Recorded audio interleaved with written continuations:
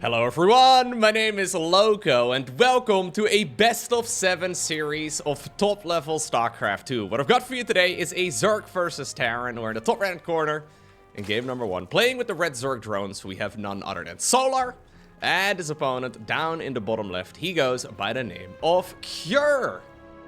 Alrighty, two of the very best South Korean pro gamers facing off against each other. This particular series is from the Supers tournament, which basically is just like a show match series.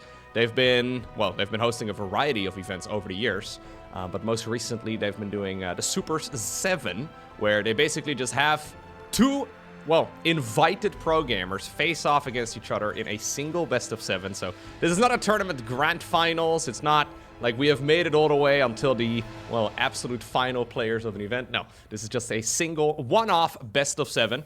But I've casted a few of these right now, and they have been absolute bangers. The mindset going into a best of 7 is certainly different than when you play a regular best of 3 or a best of 5. Because generally speaking, you don't really want every single game to go the distance, right? You can set yourself up for a single macro game, but if you're doing that in a best of 7, well, you may be staring down like a 4-hour series if you're unlucky, which rarely happens because, believe it or not, pro gamers, well, at least the majority of them, are human. Well, let's see. We've got ourselves a good old double barracks here on the low ground in the very first game. This is quite an unpopular build, actually, as of late. I haven't been seeing this all too much. As far as I can tell, it didn't get nerfed.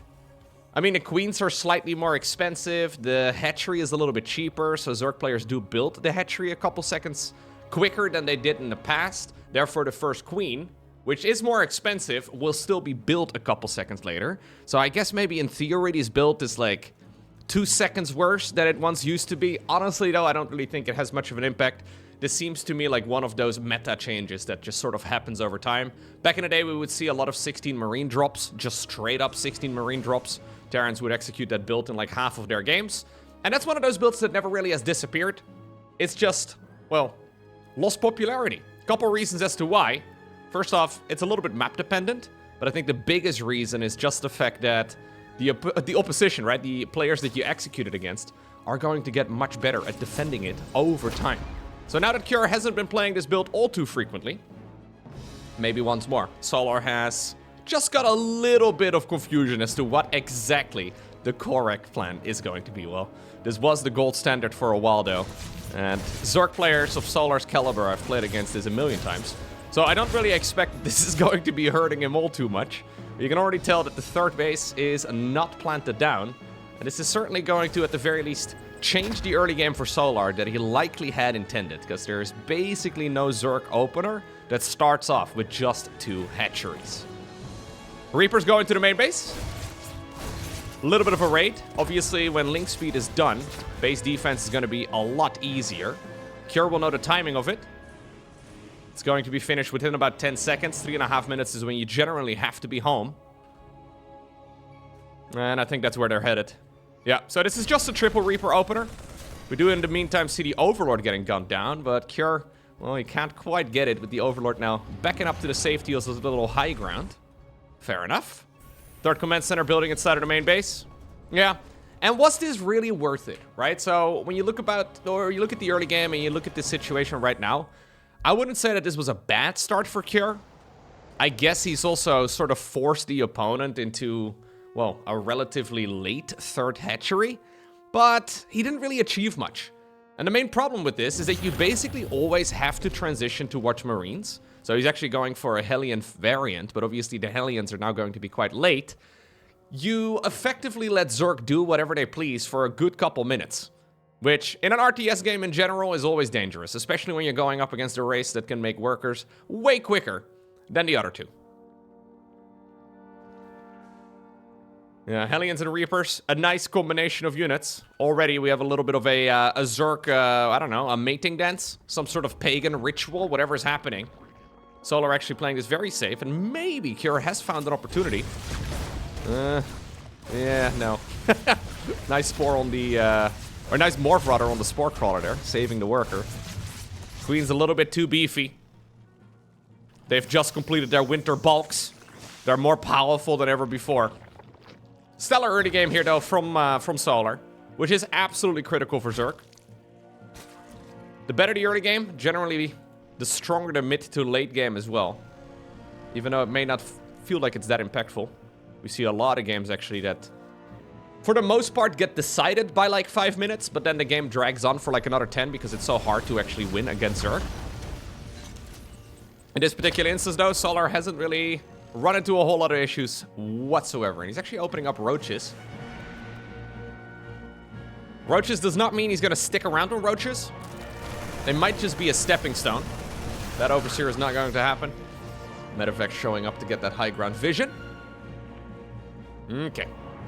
Goliath Reconstitution coming up. Stimpak at this point is done. Combat shields on the back of this. And Cura is going to try and see if he can actually get some real damage done now with this army of his. He's going up against, well, fully unupgraded roaches. In the meantime, there is a Zergling counterattack. Reinforcing Marines should be able to shut this down with ease, but obviously this should have been prevented. This is now also going to force the issue on the other side of the map. Hellbats in the front, I always love seeing those. Obviously that means he made an armory quite early on as well in this game. And now with those Hellbats tanking the majority of the damage, the Marines are putting in a lot of work. I love the Spore Crawler actually moving to the front. Now, this would have been pretty solid for Cure if it wasn't for the fact that right before the attack he had a bunch of Zerglings running in. Without those links, I think this game would have looked excellent for him. Right now, it's a little bit shaky. Well, he is going to try his hand at taking the third base down towards the low ground. He obviously knows he's going up against roaches. Unlikely that there's a large swell of Zerglings available at this point in time, so probably no run-by to worry about. But what we do have is Goliath Reconstitution finishing up, and this rarely is a timing attack for Zerg. We see it with +1/+1 mixed in, but this is Solar without Evo Chambers, 57 workers, pure Roach Ravager. This is a very strange Roach timing. This feels like we're straight back in like, when was it, like 2013? When the Ravager first got introduced? Something along those lines. It's been a while. We learned pretty quickly that upgrades though from the Evo Chamber are real good. He will just continue droning on the back of this, but this is an interesting little timing attack from Solar that I have not seen in, I think, literally a decade. He's not going to be able to break this spot. I think he should have saved that Ravager. He's droning on the back of this, though, and there will be a fourth hatchery. In the meantime, Cure has been soft-contained on just 2 bases. So Solar is not going to be able to break this open, but likewise, Cure is not going to be able to escape. He needs the siege tanks here. Lovely game by Solar, actually. Really cool. I haven't seen this in a while, so not taking any damage early on, and then pure roaches. Interestingly enough, so we are going into Missile together with Carapace now. That feels very odd. Baneling Nest coming up. Infestation Pit. I almost wonder if he meant to go for melee here. Either way, fun little opener by Solar. And he is certainly grabbing a very significant advantage because of it now. The only problem, I guess, that he's running into is that his supply count is a little bit inflated. So, of course, he's capped at 200 out of 200. And he's got a lot of supply caught up. Yeah, 30 roaches. He's got a lot of supply caught up in units that are very supply heavy. Not very supply efficient. As you can see over here, for example. Those couple Marines are really hurting the roaches quite a bit. And there is generally a moment when you want to give up on the roaches altogether. You want to give up on roaches and go straight into, for example, ling bane. Maybe Hydras, maybe lurkers, that sort of thing. But roaches, they do fall off the longer that the game goes on. Cure's expansion, though, is still blocked. Finally, we will see a transfer, but this is now starting to look a little bit desperate. 9 minutes into the game, Cure is finally securing the third. In the meantime, the fourth base is already fully saturated here for Solar. Solar's gone up to tier 3. Baneling speed is going to finish up as well in just about a minute. A little bit less. I guess the only thing that Cure really has for him here is that supply situation that I was talking about earlier with the mass roach. And then also the timing of his upgrades. So 2-2 here is really nice. Vipers coming up though for Solar. We've been seeing those more and more as of late. And even though Solar is ending up with a bit of a strange unit composition here against Terran. I mean, it's still powerful, but a little questionable. We see it quite a bit against Protoss, but Yeah, I like the way he's playing this a lot. Very, very cool. Now, this, however, we gotta put a little asterisk right next to the Ultra Cavern. Ultra Cavern has become very popular over the last couple of months. I think in the games, though, where I've seen it getting planted down, Zerg has won like 1 out of 10. It's... Maybe I'm just accidentally looking at the wrong games. I don't know, dude.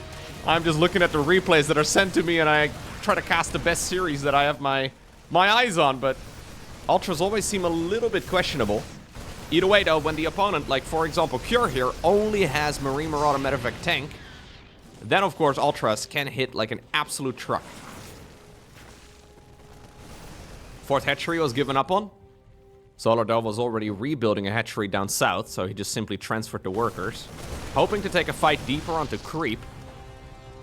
Vipers are gonna be big, but they need to come in from the right angle. Ooh, okay. Yeah, okay, sure. Blinding Clouds will indeed cover all of these tanks. And this is looking like a really good fight for Solar in the end. I think he should actually kind of turn around and fight. Mostly just to replace some of those units. He's waiting though for reinforcements. Looks like there were some banelings rolling by as well. Ultra's now coming. Ultra's coming together with chitinous plating. Maybe today is the day that I become an Ultralisk believer. This is a little bit awkward, eh? Just a couple banelings hanging out. He's rolling them in whenever there's some SCVs showing up. Okay. Adrenal Glands and chitinous plating, though, finishing up right around the same time. And that will be a major power spike. Attack speed for Zerglings, armor upgrade for the Ultras. Keep in mind that with the new patch, Ultras can actually push Roaches and Ravagers around for the first time. So in the past, they would just kind of derp behind the Ravagers and it would just become a bit of a mess. These days, they should be able to make their way to the front. And even though usually Roaches are the tanks to this army, now the Ultras will be the tanks for the Roaches. They're tanking the tank. Oh, Ultra Flank coming in clutch. Massive blinding clouds. That is reducing the range of all of those Terran units underneath it to just 1. Which obviously is not ideal when you're playing a lot of these ranged units. Still though. That was pure Marine Marauder Medevac, by the way. A couple siege tanks in the mix too, sure, but I still don't want to... I don't want to trash talk Ultras too much, but I find them a very questionable choice in almost every scenario. Still though, Solar's had a very significant advantage throughout this game. Oh no, did he just throw it? Lovely push here by Cure, by the way. Cure apparently not scared of playing against Ultras. He looks at it once, he's like, nah, I don't really need to worry about coming up with a sufficient counter. Usually you want to go either Liberators or Ghosts, but it turns out Marine Marauder Medevac is good enough for now. These Zergling run-bys, though, are killer. There's a lot of damage being done throughout the course of this game. Yeah, 25 SCVs, actually. I feel like at least half of them could have been prevented. And it's still making this game quite difficult here for Cure. Also, Cure is not keen on making a transition now, so he doesn't have a 4th command center. He doesn't have a Ghost Academy, no 2nd starport. We don't even have a 2nd factory here. So he is very committed to this particular style of play right now. And of course, it is on a time limit, right? Like the main base. Okay, there you go. It's run out of minerals. Of course, the orbital command can fly, and he will be moving it on over towards that, well, left side expansion, but Solar does not really have such economical troubles here. Large amount of Marine Marauder Medevac, though. Once more up north. Ultras with transfusion, maybe? God, Ultras are so garbage, man. Did you see that Ultra being extremely not Ultra? Seriously. Can we at the very least get like a name change on them? ULTRALISKs. Mediocre Lisks. Ultra feels... I don't know. No, they're not very Ultra. To be fair, he doesn't have the full armor upgrades yet, but likewise, Terran doesn't yet have the full attack upgrades. And with the +3 finishing up, long before +3 carapace for Zerg, Cure is going to be able to deal even more damage with his tier 1 units. Okay. Still though, I'm liking this position for Solar. Mostly because Cure is slowly fizzling out. Those Ling run-bys are really making it difficult for him. And he's kind of put himself into an all-in spot. That being said, though, he's getting extreme value. Good lift up there as well on the orbital command. Trying to almost, like, hurt these Terran units, or these Zerg units, rather, into a nice little choke point where they can't really get a lot of value. Infestors coming up. Now, that can change the tide of battle. Look, Ultras, when they're actually fighting, they deal a stupid amount of damage. It's just that they spend a lot of time going, oh, excuse me, oh, sorry, oh, sorry, let me try and, yep, go, let me scoot right by us, oh, yep. They spend about 80% of their lives doing that. So, if they can get into the fight with a well-positioned fungal growth, suddenly Cure can be in a world of trouble. And keep in mind, Cure does not really have an economy here, where he has got, like, 12 orbital commands to just continuously scan. As a matter of fact, he's only got 3 command centers, and he hasn't built one in, like, 10 minutes.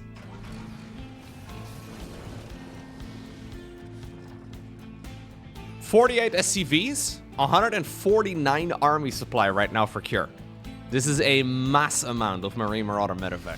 42 Marauders. 42 Marauders! That's too many, guys.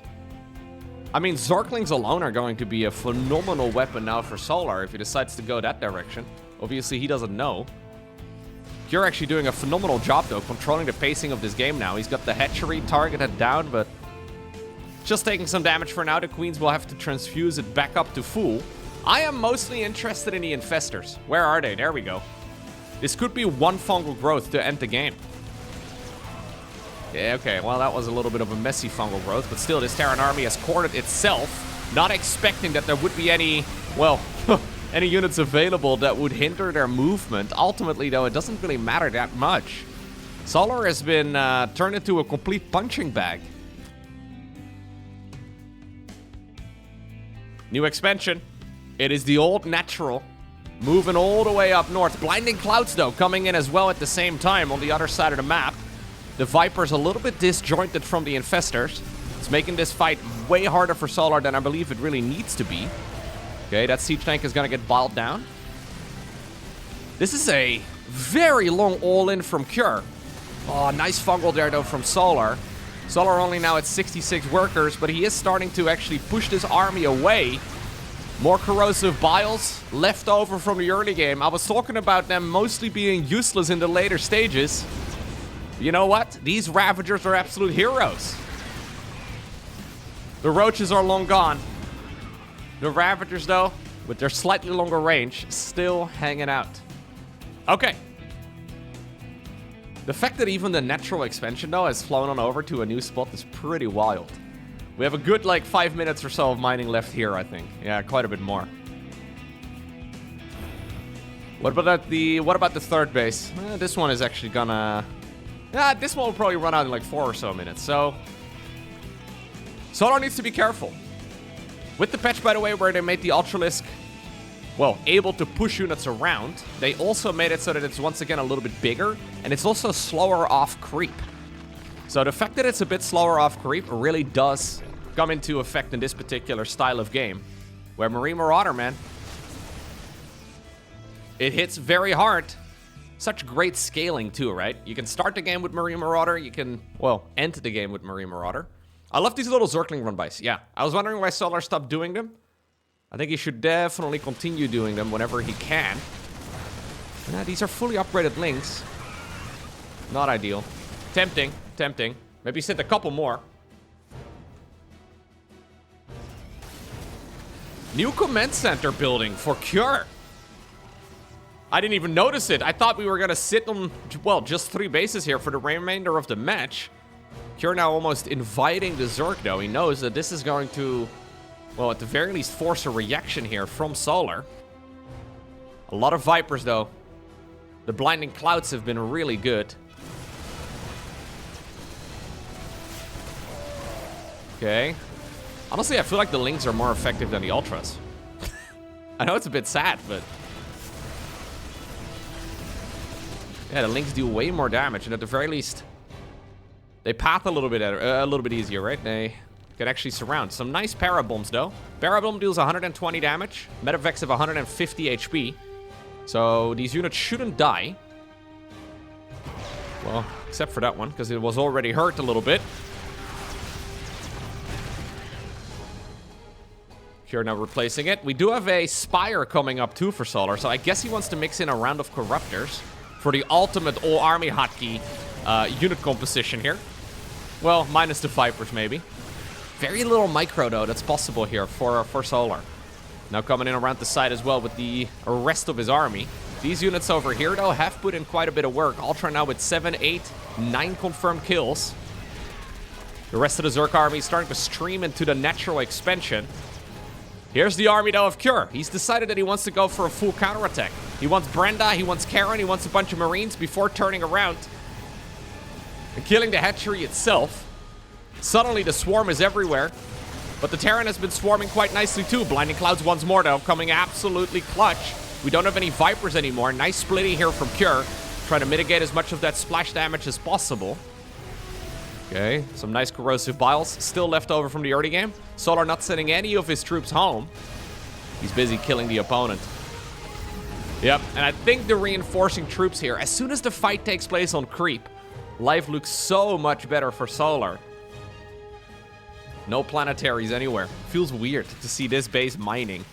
But obviously this was the old natural expansion. The base that Cure, well, made at like minute 1. I think Solar has managed to clutch it. What a game to start this series off.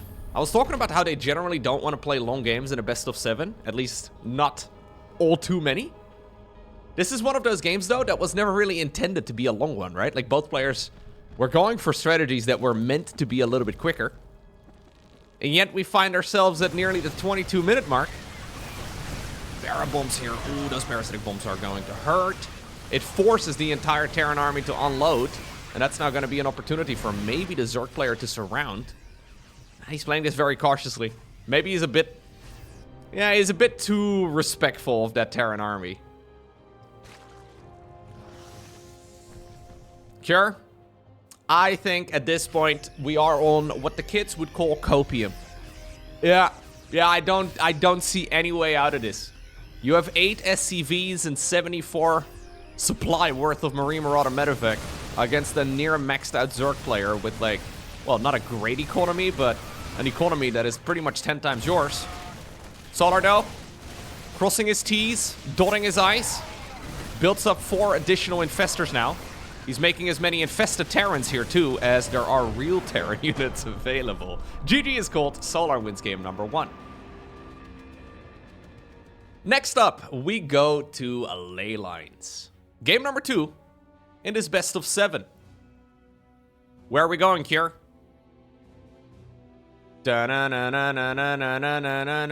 He's sending a second SCV as well. We are proxying a bunch of barracks. Bringing a third one into the mix too. Cure recently did the same thing as well against Cyril. Curious, huh? Like a lot of StarCraft 2 strategies, specifically for Terran it seems, they come back. Like they come back over time. So this, again, is a build that never really has left the meta. It's always scary. But when's the last time, well, other than maybe that previous game that you saw Cure play, when's the last time you've seen a triple Rex all-in? It's one of those builds, though, that isn't any worse than it's ever been.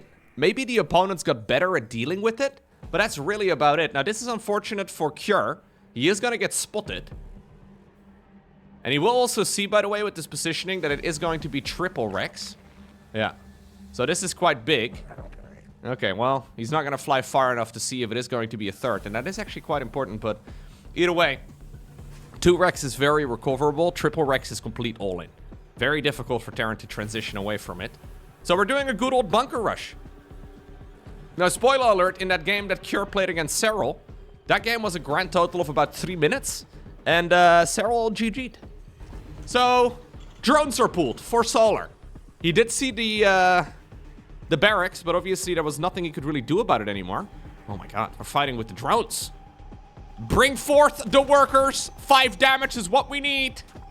It's gonna be target firing down the bunker. Obviously this is expensive though for the Zerg. He's waiting for the queens to come out. Come on, Karen, get a move on. He's hoping to maybe distract those Marines so he can finish up the spine, finish up the SCV that's building up the bunker. Trying to get a wrap around on some of those Marines, and he does get a full surround. Solar, you absolute god. That was actually really nicely done. Although, this is also one of those spots though where it's not actually that easy for Solar to play out. Yeah, the Queen is now available. He does not cancel the Spinecrawler, of course. Curious, however, very committed.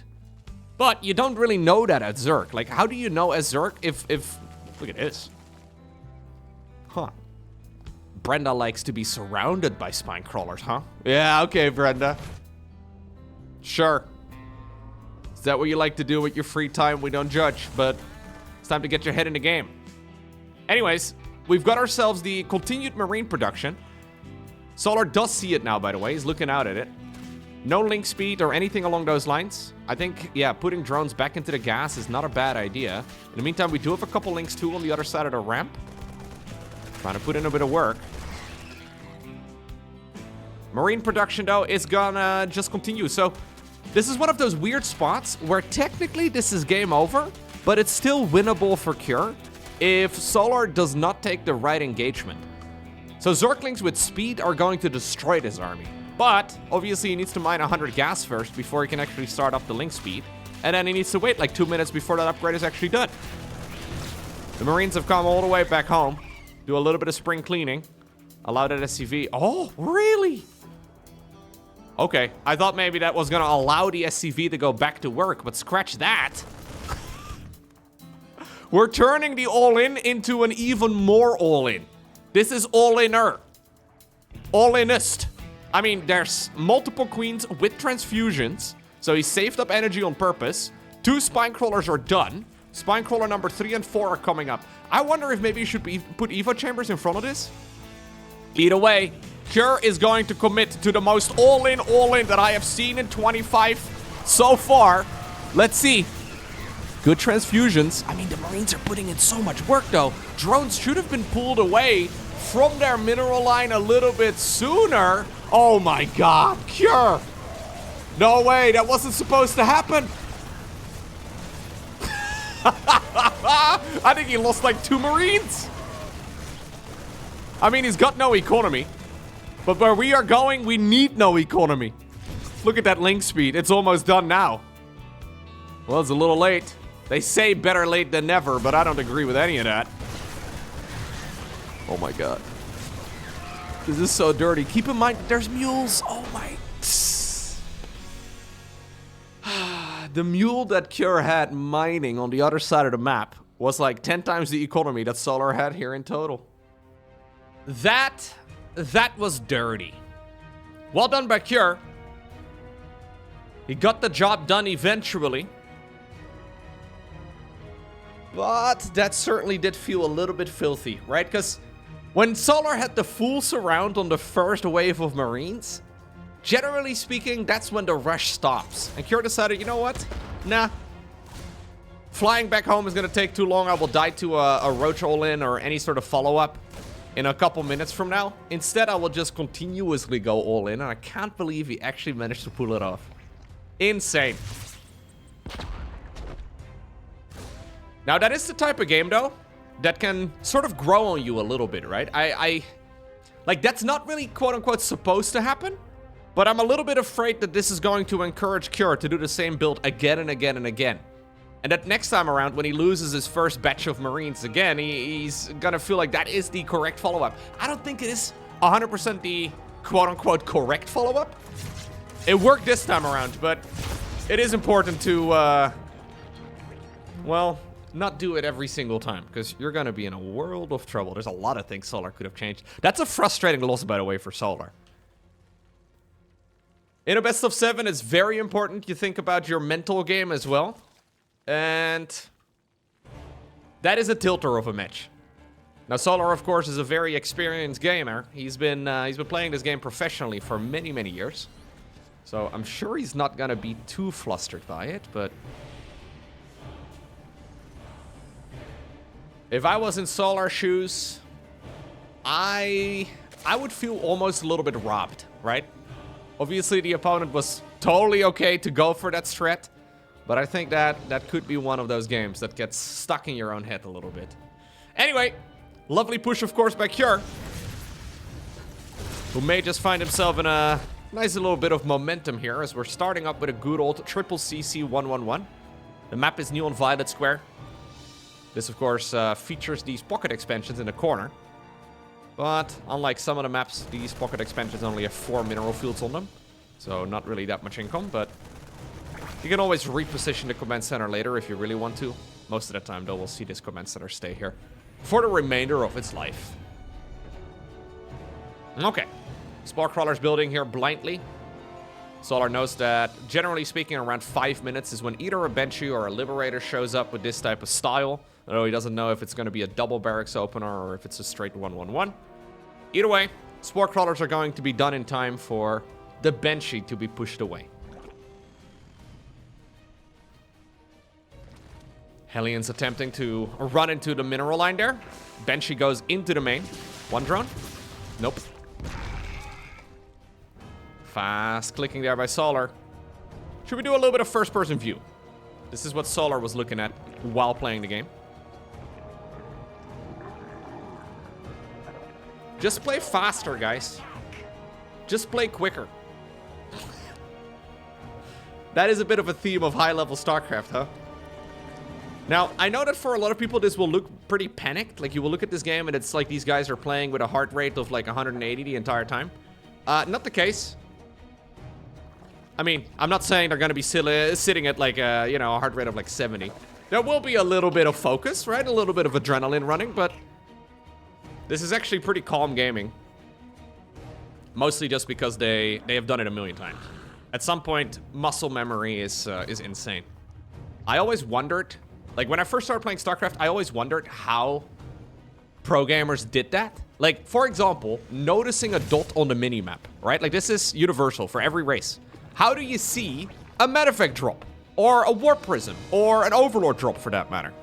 How do you see it? How do you know? Well, the more you play, generally speaking, the more time you also have available to be thinking about what the opponent could be doing. That is like a bit of a theme. When you first start playing, you're only ever concerned about what you are doing, but when you play a sufficient number of games, and obviously that number is different for everybody, but at some point you can start thinking about, hey, what could my opponent be doing right now? And there's these moments when dropships will generally come in. Plus, I guess from your peripheral vision, you can sort of like train yourself to see something moving on the minimap. I do highly recommend, by the way, standardizing your color setup in the settings. So making sure that your opponent is always the same color on the minimap. Minimap in particular, I don't really care so much about the units on the screen, although you may as well. Either way, making it something that will be obvious for you to pick up, absolutely critical. Some people change their color settings all the time, which is crazy. I actually think that's not the way to go. But anyways, Terran push coming in. Curious found another one of those siege tank spots. A little bit of a dirty one. I love the Hellbats, though. Protecting the siege tank. Although, it's only protecting it from one side. Although, oh, that bane group. I mean, this is still phenomenal value here for Cure. The fact that those banelings had to go through the siege tank. I think he probably should have planted a couple of Hellbats on the other side of that tank, but that is still a very resource-effective trait there for Cure. Solar, by the way, going straight Hydra Bane this time around. Cure already going into the +2/+2, nice and early. I'm expecting we'll see a 4th command center here. No, we do not actually. This is a straight-up 8 Rex. Ah, okay. I was wondering when we're going to be putting that one down, but nope. So this is a full-on 8 Rex. This is one of those high-urgency 8 Rexes where you don't even build add-ons on barracks 6, 7, and 8. So these are positioned so that Zerg can't really scout it. This is very committed, though, by Cure. So, much like in the first game of the series, he could certainly decide to lift his main command center up and send it down towards the low ground again. But he's trying to see if he can get this game over with before that point.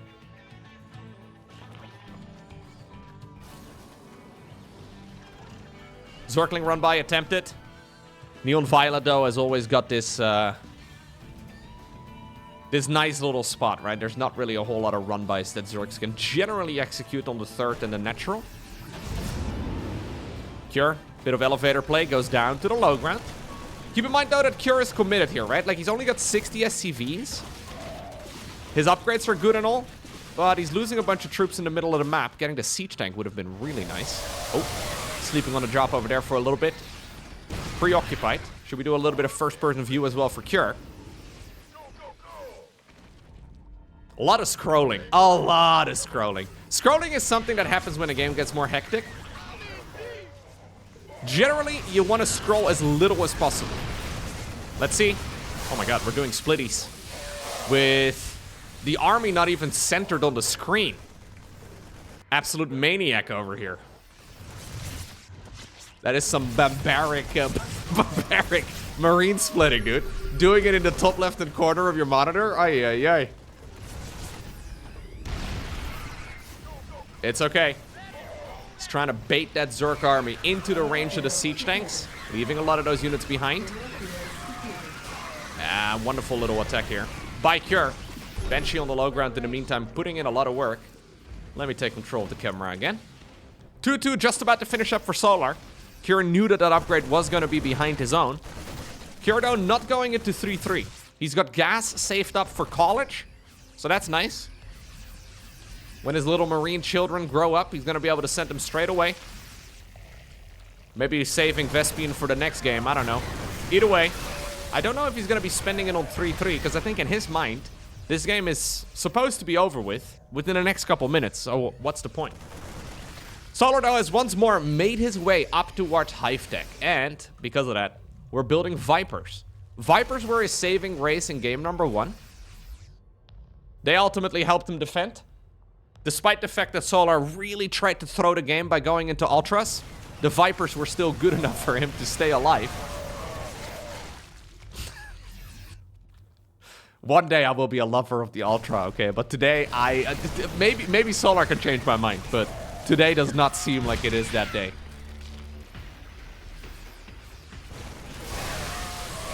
I love these interception squads, but the neon violet squares here on Neon Violet Square are putting in a lot of work for Cure. I actually wonder if you should be just pausing his units over here, pausing his units over there, and then group them up with the main army, rather than just rallying them straight across, because banelings don't really optimally path through these squares. And I guess siege tanks don't fit at all, so maybe it's suboptimal. Would like to see them making use, though, a little bit more of the map design, because I feel like it's a no-brainer when you think about it. Anyway. Solar decided to spend his money here, his gas, on Vipers. I would love to see him build a Lurker Den, but Lurker Den really shuts this down. I think he probably should have gone Lurkers, but he also expected his opponent to be more aggressive. So this is actually a very slow push by Cure. Okay, Link's coming in around the side. Baneling's awkwardly trying to find an angle, but I just don't see it. No. Man with gun. Men with gun go brut, brut, really fast. Once more, though, we have a Ling interception squad in the middle of the map. Blinding clouds get planted down. Abduction as well by the Vipers. Siege tank gets killed. In the meantime, we did, by the way, have additional command center production. That is the second factory right now finishing up. And Cure gets pushed away on the other side of the map. So even though this was meant to be an 8-Rex triple CC all-in, this is now turning into a bit more of a macro-focused game. I'm actually a little bit surprised by that, because right as Cure was starting to win the fights is when he backs up. Maybe he's anticipating Lurkers are going to be joining soon. But I mean, he still has at least a full minute to be aggressive.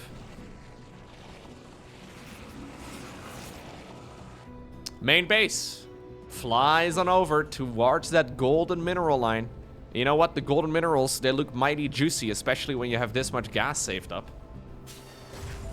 Okay, so we actually get a little bit of room to breathe. Solar, though, has been, he's been hit. Like, he's bleeding out. Like, he's digging deeper right now just to throw it away. Just to throw it away. Just to throw it away! I don't know. Honestly, I don't really see exactly what his best plan is. I guess he can continuously make Lurkers and try to make a big army. But that is not really the way that Zerg usually wins in this matchup, right? Like, you don't really build up a death ball and then try your best to obtain the victory with it. Usually, you need wave after wave after wave of swarm. And with 60 workers worth of economy, I mean, you can kind of build up something, but... Okay, well, that will be his game plan, though. So we're going into Lurker ranged first. That's Seismic Spines. And then we have the Adaptive Talents queued up behind it. That is the Burrow improvement. Lurkers are going to hit very nicely. Ah, there is the weapon of choice. Nidus Network. Okay, we're going to try and tunnel those units towards the other side of the map. Cure is going into Liberator production now. Still no ghosts.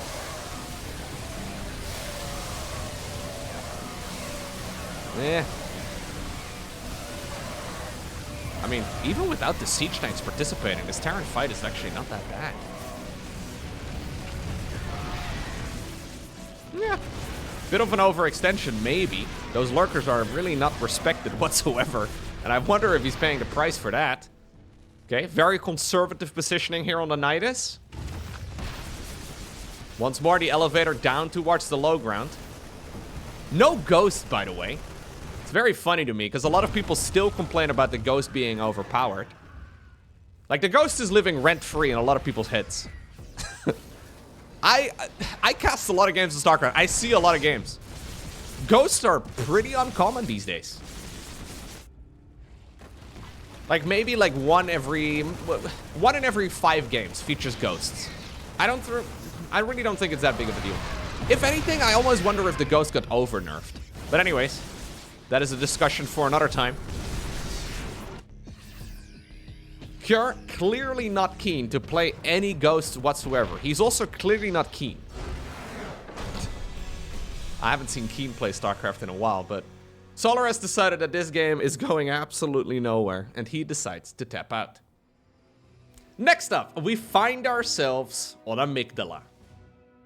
This is the map with the cursed corners, where all of the Terran units and the Zerg units alike make little jumpy jumps when they go around certain parts of the map. For some reason, it's never been fixed. Anyway, I guess it's a feature, not a bug. Lovely game, though, from Cure. Not really running into a whole lot of problems, but actually very aggressive. So it wasn't that long ago that I mentioned in a video that I haven't actually seen that many Terrans at a high level go into an 8-Rex all-in anymore. Now, the previous game was, I guess, a quote-unquote failed 8-Rex, because Cure did transition towards a 4th command center at some point. Generally, an 8-Rex is a 3-base all-in, but Cure now doing it in 2 out of 3 games. And it's still good. Like, I actually genuinely think it's very strong. Anyway.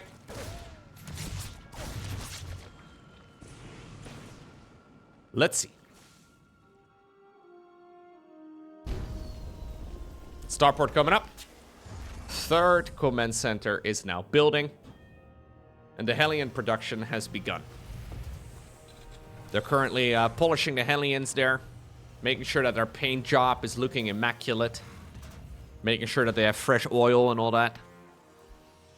And they're going to be driving around the battlefield using little flame turrets that are stuck on top of the car. I feel like that's a dangerous weapon, dude.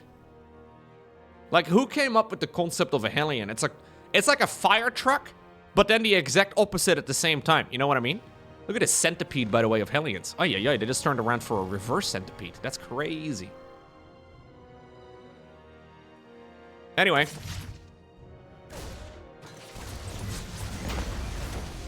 Queen is going to be sent back onto the creep. Little Reaper grenade. Pushing her back in the right direction. 3rd command center, though, is now finishing up, and Cure should be able to start getting the extra SCVs going, and probably an extra mule right here. Ah, dang it. Why would you go for that one, dude? Muling the far away one? I know it doesn't matter, but still. Feels wrong. I will always, until the end of days, put my mules on close by mineral fields. Solar just scouted that everything is normal.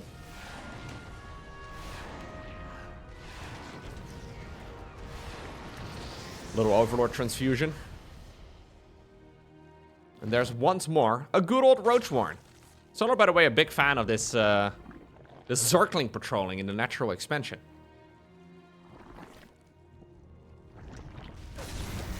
Ling on the watchtower tries to get some vision. Instead, what it finds is death. Ugh. Brutal way to go. There's the third command center, though, landed on the low ground.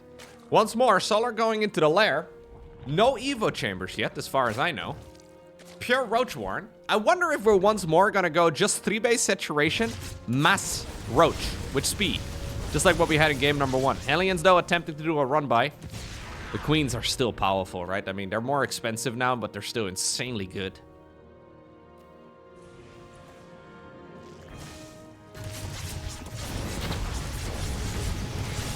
Ooh, careful, careful, careful! What do you do? Okay. Man, this game is full of Terran dreams.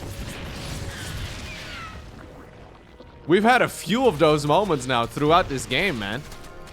Solar really is a bit of a punching bag, Zerg. Like, he does those things. I mean, the most notable thing that always comes to my mind is the few times that Solar took tactical nukes to his entire army.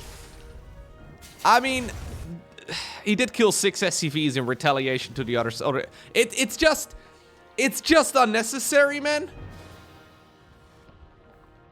I really don't think we need to be using the drones like that. But anyways, I would not want to be a unit in Solar's army, okay? If I got to be a unit in any Zerg player's army, I mean, first off, I wouldn't want to be an army unit in anybody's force. But, like, period.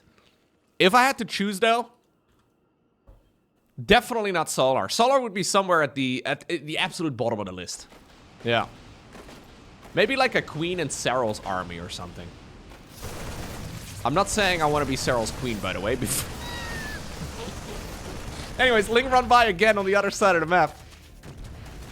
Look, please call me Brenda, okay? Like my video, and then call me Brenda. Thank you. No, we want...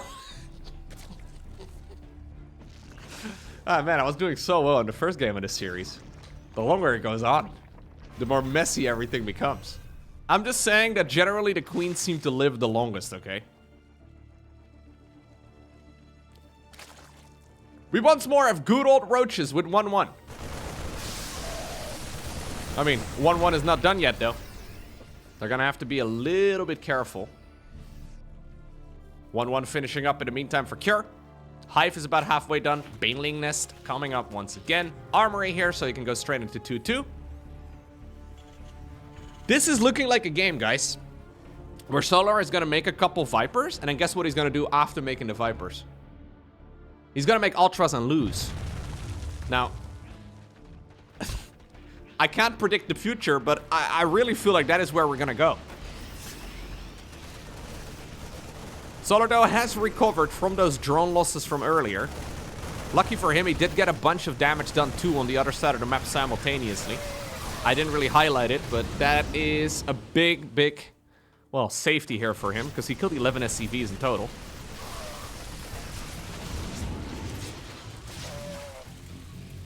Second factory now coming up for Cure. And since we have a second factory, yep, I'm expecting a fourth command center. You generally don't go for a second factory with a 3-base all-in. So Cure is settling in for a macro game, and there it is again. The ULTRALISK. The ULTRALISK cavern.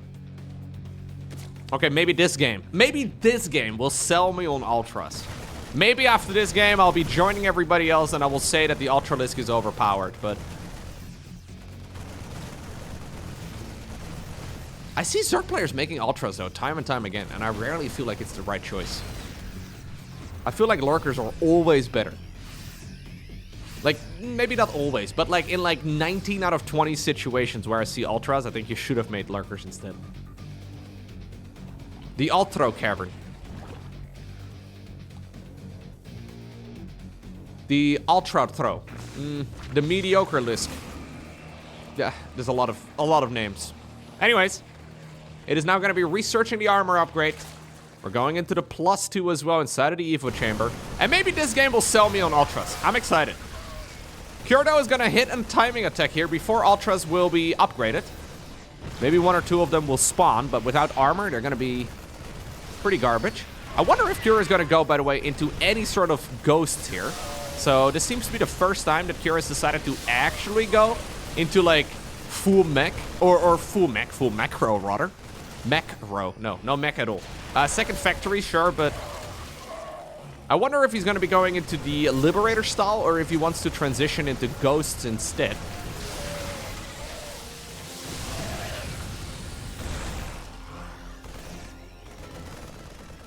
Big Zergling run-by. Zergling run-bys are awesome, though. I think Ultras are really good. When they're fully upgraded, that you can fight on creep. Okay, this is not a bad fight. I mean, again, that's Marines, though, dude. Like, those are, like, the ultimate Tier 3 unit. And that's a freaking Tier 1 unit you can make at minute 1. Anyways, transfuses are... It still died! Come on, man.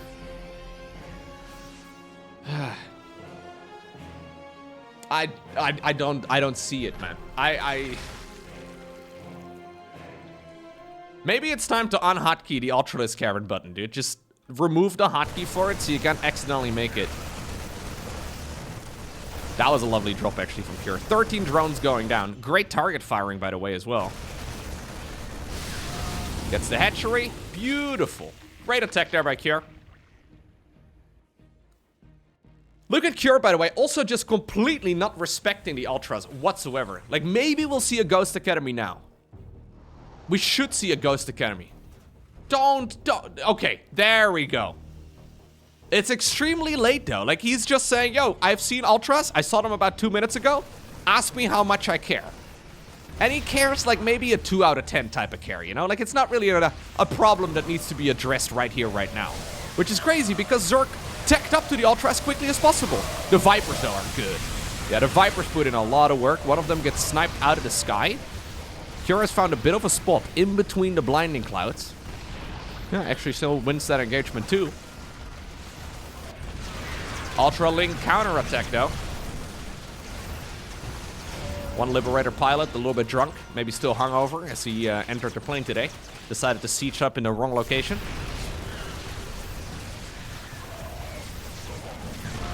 Now the Ultras, though, have their armor research done, and that's gonna make them a little bit better. Yeah. Okay, so Solar actually pushes it away. Nice defense, though, in the meantime at home from Cure. The fact that he hasn't actually lost more than the SCVs that he's lost here over the last few minutes is really nice. And he's still not making freaking ghosts. He canceled the Ghost Academy. Maybe he lost it to the Ultras? No, he lost it. Okay. He just removed the Ultra Cavern and he still does not respect the Ultra. He should just remake it.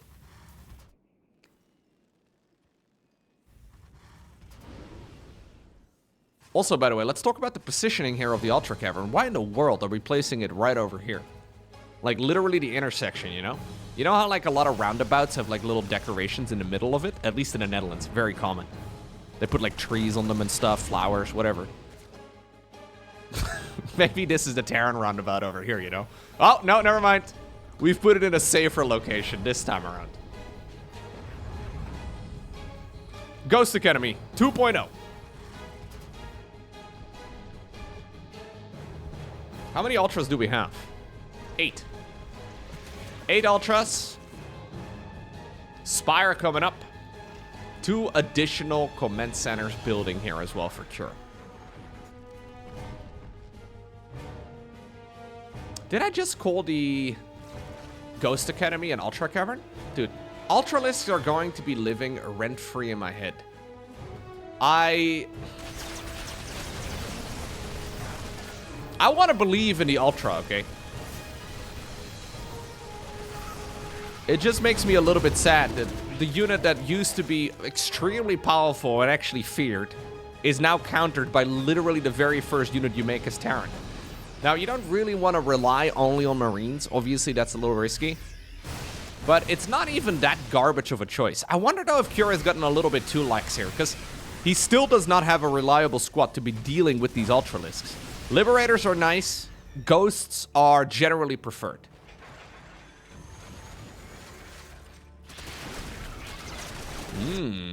Fusion Core coming up together with a second starport. We've been seeing that a little bit more as of late.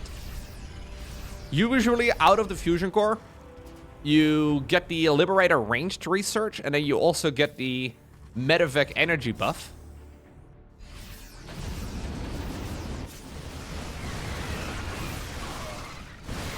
Ultras once more trying to go through a choke point.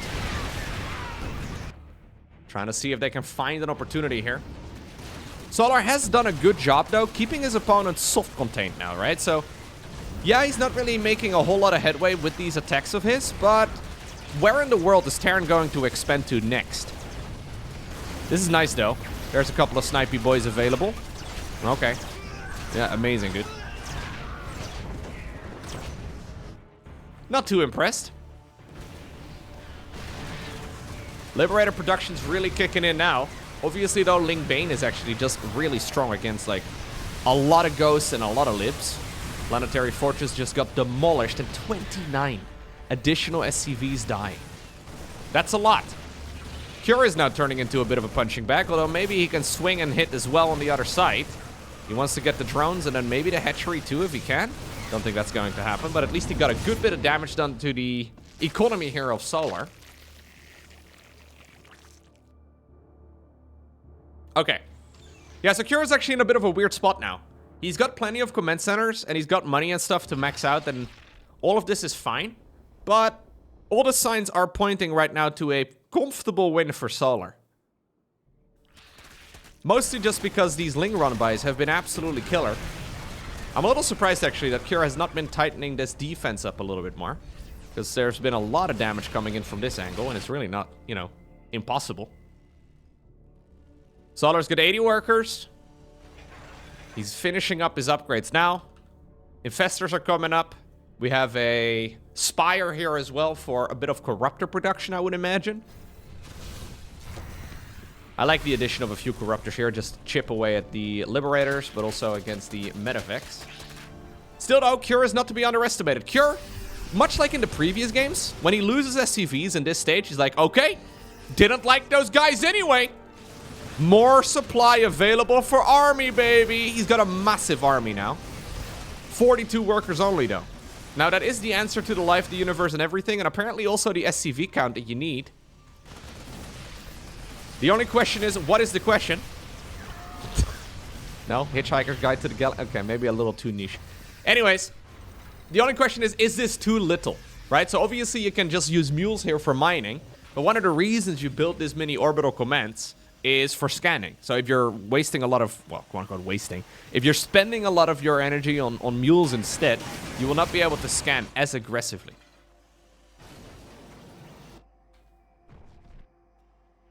Liberator range. Very late, by the way, considering the amount of lips that we've had in this game.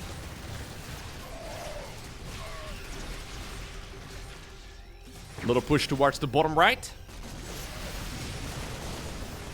Good attack here from Cure. And I think he's actually going to be taking these minerals. Yeah. Cure does not mind that those minerals smell like Zerg. The drones have tainted the mineral fields, but he likes it. Yeah. Cure's a dirty Terran. He likes it when, yeah, dude. A little bit of that drone saliva all over the rocks. He doesn't mind. Now, this is a good attack here from Solar, though. At the very least, it's a good distraction. Creep slowly dissipating in the bottom right.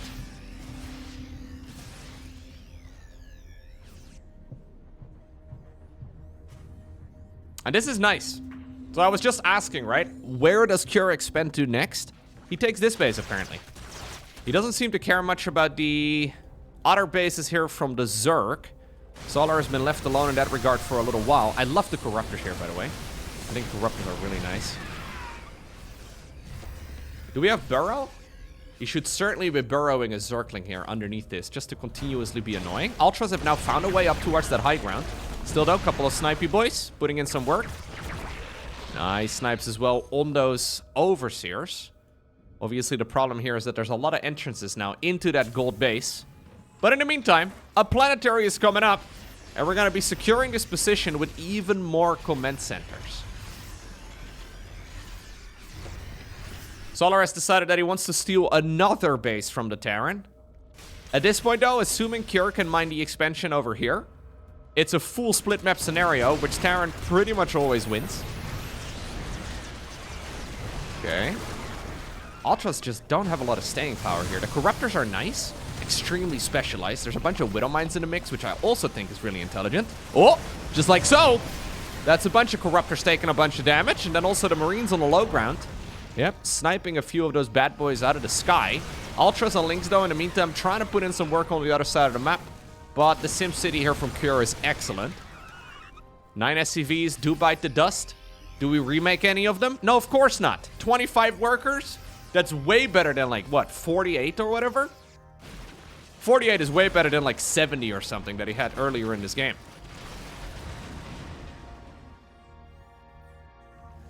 Okay. This base, though, is important for Cure. Cure does not want this expansion to be mined out.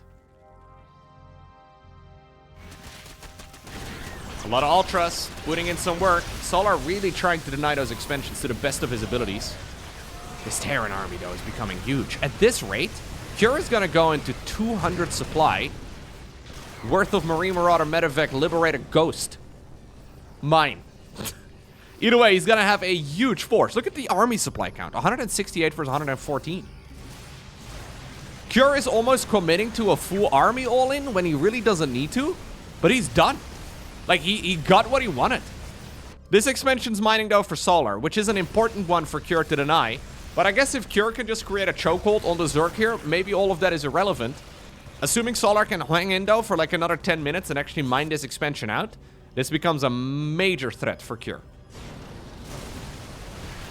It's just that the supply count from Cure is so large, like the amount of army he's got, since he can mine using mules, he's got so much supply available for army here that I just don't see what Solar can really do about it. No.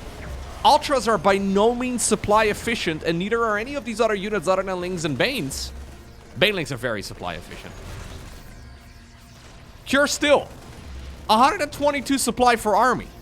He's only at 142 in total. He's made a lot of command centers, though, and this is a bit awkward. He's got 8 orbital commands. He's lost a bunch of them, too, by the way. So, normally we see Terran sitting at 1,000+ minerals minimum. Because Cure doesn't have any SCVs, and he's been using mules for mining, but he also has been scanning a lot, he doesn't actually have a lot of income. So this is one of those weird situations where Solar has lost every engagement over the last few minutes, but then he's actually still totally fine economically, because Terran has willingly decided to take the drop. Now, there's a couple of peaks here for Terran. That's when the mules are harvesting. Cure now has picked up on his newly acquired Zerg base. Solar trying to see if he can get the wraparound. We once more have the Hero Infestor on the production tab. This, though, over here is telling us the real story, right? Look at this. 14-ish thousand minerals more lost. Significantly more gas as well. Cure has already made up a full base of difference. So, obviously, you can't let Zerg mine out this entire expansion. Obviously, the base in the bottom right was already mined by Zerg a little bit. So, yeah, I think this is the right play by Cure. Set your sights on this expansion up here. Still, though, it's into a choke point. Oh, no, I don't think you want to fight in here. Really, Solar? We're going to chase this? Where's the Infestors? Where's the Infestors? Without Fungal, this is not going to go well. We do have a bunch of Banelings, though, rolling through. That engagement went better there for the Zerg player than I thought it would. But, I mean, if we had that Infestor in the mix a little bit sooner, one Fungal growth in that spot would have been amazing. Obviously, though, at that point, Cure would have also microed it very differently. He knew there were no Infestors. Both of the armies taking a nosedive.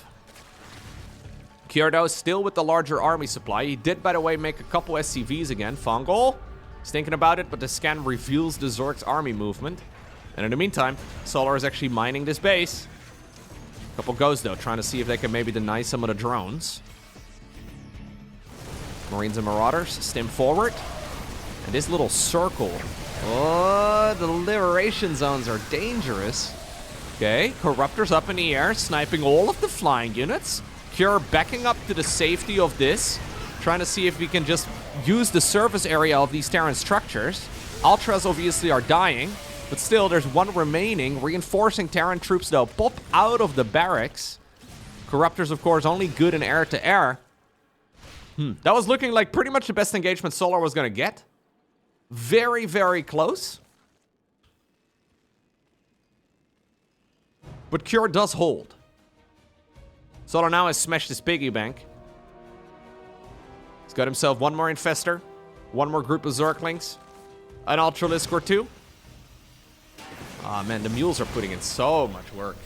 Caustic spray over here is nice and all. Yeah. This is one of the weird parts here for Solar, right? Like, yeah, now he's countered Liberators.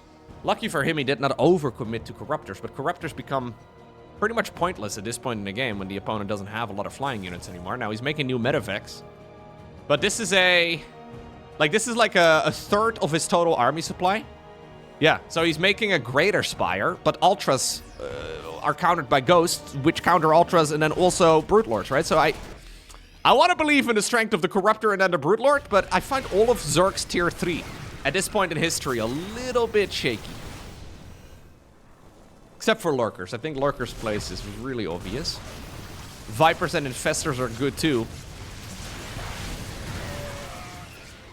Ultras and Brutes? Little asterisks right next to them. Still though, Solar is mining the base. This base is supposed to be Cures. Ooh, Fungal misses. Except for 2 Marines, but that's not what he was hoping for.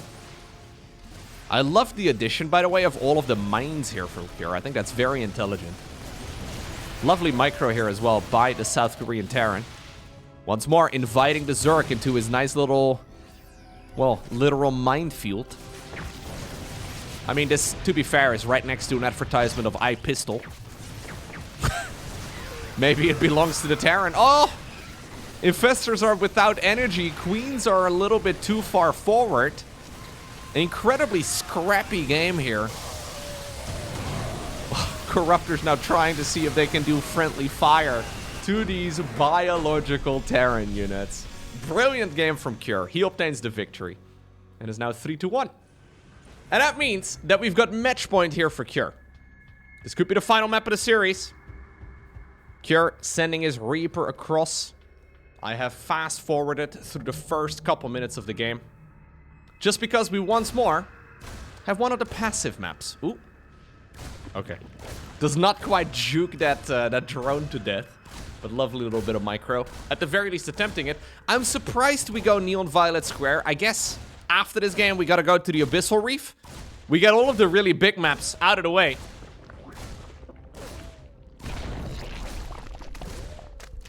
This is a bit annoying though for Solar. Forced to remake that gas geyser. Obviously he doesn't actually want to make the gas. Brenda gets a little grenade for her birthday. Happy birthday, Brenda.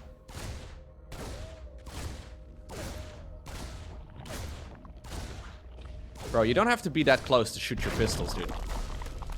Alright, well, Brenda is here now. She takes good care of her brood. She's a bit slow, but she's got many legs, so she will make it eventually. Oh, drone's gonna die. Yeah, okay, never mind. Well, I hate to say this to the drone, but that's actually a fine trait for the Zerg player. Yeah. Problem is the Reaper is important for follow-up scouting. Now, lucky here for Curie's decided to go for a build that's pretty safe across the board. So with triple CC, you kind of need to be playing into Hellions. Yeah, you could go into double Rex as well, but triple Hellion or multiple waves of Hellions is important here. Just to keep the Zerg player occupied. Problem, of course, on King's Cove is that this map is extremely big. So you just get all of these like ramps up towards the high ground. You can't really achieve too much. So both players setting themselves up for a more macro-focused start at the very least. Barracks has been lifted way up. Now, when you see a barracks lifted like this as Zerg, you immediately assume it's going to be something like Terran mech. I wonder if this is just some sort of cheeky mind game here from Cure and he's just going to be delaying Stimpack. This, though, like losing the Overlord like that, if it is going to be just good old bio, it means that any timing attack that Terran can ever go for is out of the window. So this is Cure settling in for a comfortable game, I think. Well, he's at the very least going to be forcing roaches. Solar's been doing this against both bio as well as mech. So I don't think he really minds. But a lot of players do hate playing roaches against bio. Yeah. No add-on yet on the... We should really be using the barracks over here, dude. No add-on yet, though. We may actually go into Terran mech. We'll have to keep an eye out on that production tab. Either way, Hellions are here. Banshee going in. Double armory, we're going mech! Really? Okay. Well, I hope you got yourself a drink. Because we've already had some pretty long games. And generally speaking, Terran mech games are not going to be quick. Obviously, there's a very real opportunity for Solar to deal with this too. And both of these guys seem to be down to play macro games. So we may be here for a while longer. Thank you, by the way, for watching. I appreciate you very much. Double factory building inside of the main base.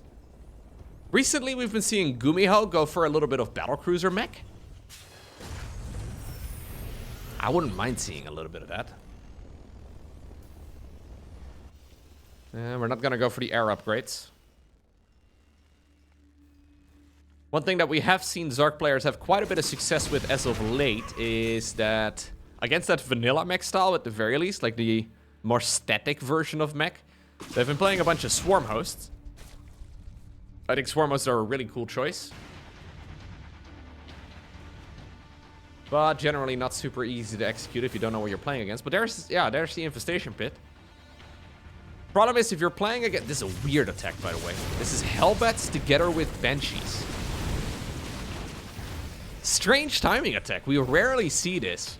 Roaches are started up in desperation. Solar has been just droning and trying to get all of his researches going. What a funny little attack here from Cure. This is one of those things that can be held by queens alone, but... I mean, obviously, Hellions are pretty much free, right? For a Terran player at this stage in the game, you really don't care that much about your Hellions. Okay, good crisis management, though, by Solar. He did not expect that attack.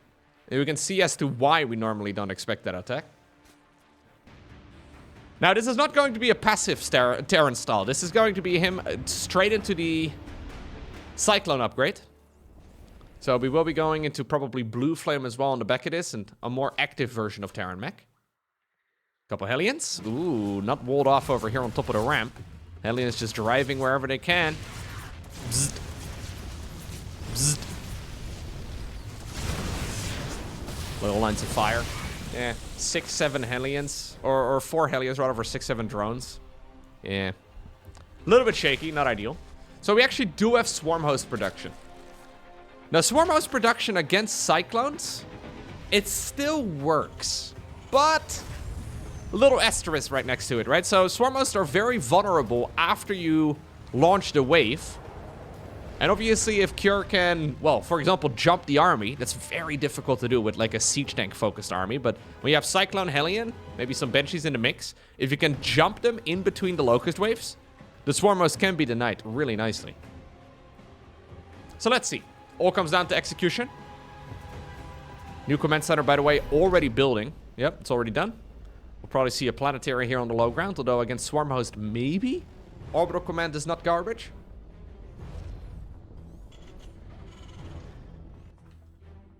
Okay, Hellion Cyclone going around the site. Another factory built inside of the main base.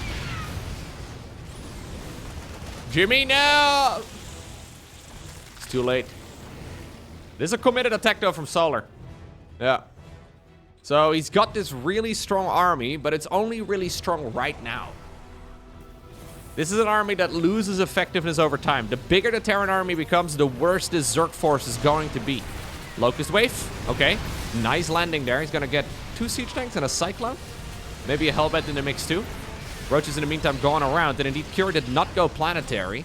It's kind of crazy, right? The fact that he actually just decided to go orbital command on the low ground, it doesn't mean that he can afford losing some SCVs. So they're still with a massive supply lead, but again, the supply count is a little bit inflated.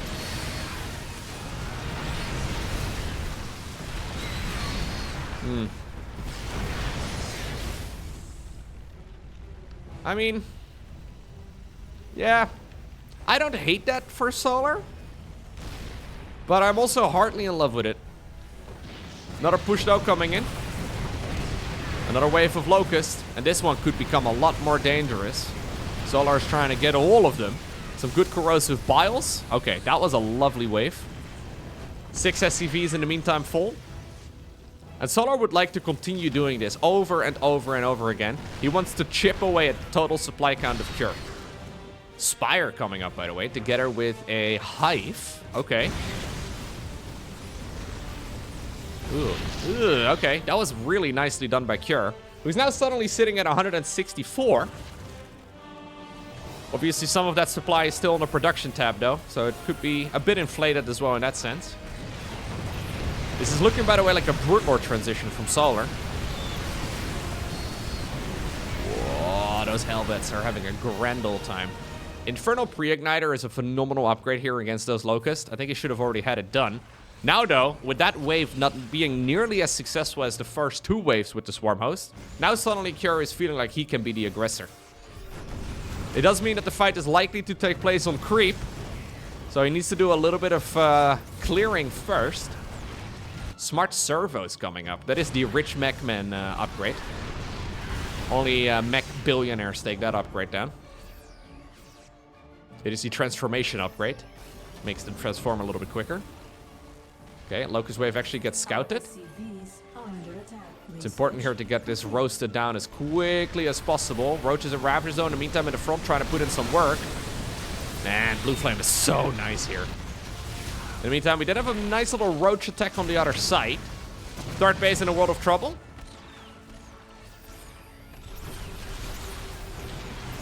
Good lock-ons. Suddenly, Cure has got the exact same choke, but then on the other side of the map. This is exactly what Solar was trying to do to the 4th base of Cure. Solar was not successful. Cure is going to be able to complete the job within seconds after arriving.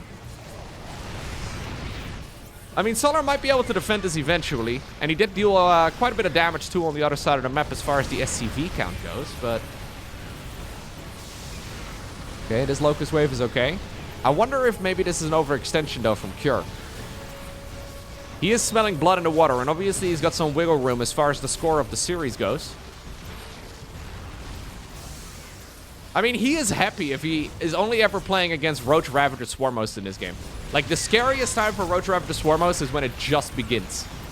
And obviously, right now, that is quite a while ago. GG gets cold, and Cure obtains the victory. 4-1 over Solar. Well done. GG.